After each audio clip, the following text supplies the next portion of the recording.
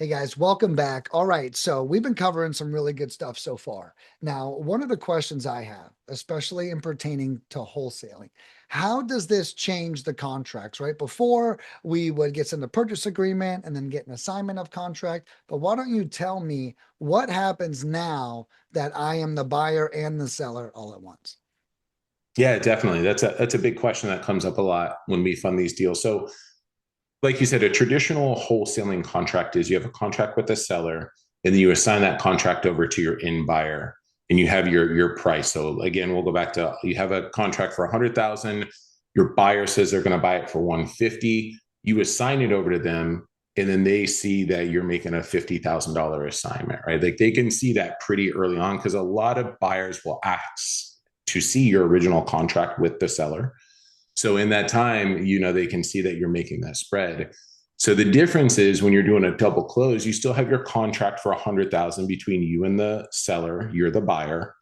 And then you turn around and you do a separate contract between you and that end buyer for, let's say, 150,000. So in this case, you have two separate contracts, one with the seller and you're the buyer. And then your second contract is you're now the seller and your end buyer is the buyer, right? So two completely different contracts where they're not going to see your original contract. They don't have to see that. And then they're not going to see that profit or that assignment fee for 50,000. So you're looking at two separate contracts. You just turn those both into your closing company. Got it. And then what is I guess the next thing that comes up for me would be they might look up the property and see I don't own it now. So Mm-hmm. how do I navigate like them saying, well, hey, I see that this is to Susan McHenry. Yeah. What do we do then? Yeah. So simple. You just let them know that, hey, I have it under contract with the seller. I have the right to shop it out there and put it out there for buyers, right? Right. You can even tell them, I mean, transparency is everything. You're like, this is very similar to an assignment, but I'm actually going to double close this. I'm going to buy it and turn around and sell it to you Right. on the same day. Got it. And 9.5 times out of 10, that's enough for them. They're like, oh, okay, cool. Like, thanks for verifying that, right? Like, you don't have to be sneaky about it. You just say, hey, I'm going to buy it. I'm going to turn around and sell it. And we're just going to double close on it. You don't even have to go into details why or anything like that. And I find that majority of the time, that's fine. And then they just move on with it.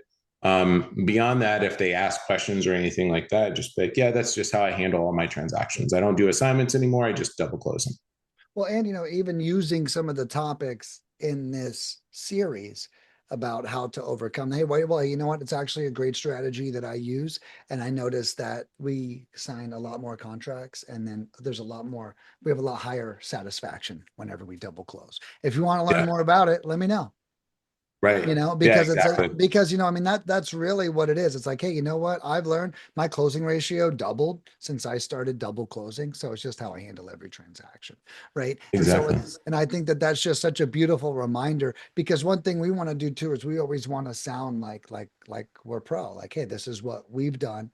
I didn't even close that many deals. I incorporated the strategy, so you could almost line them up in a way that might even have them learn from you.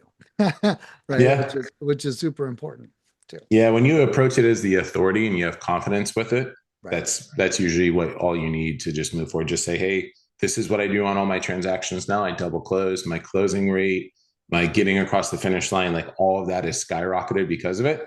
So Right. now on every single deal, we Way just less. buy it, turn around and sell it on the same day.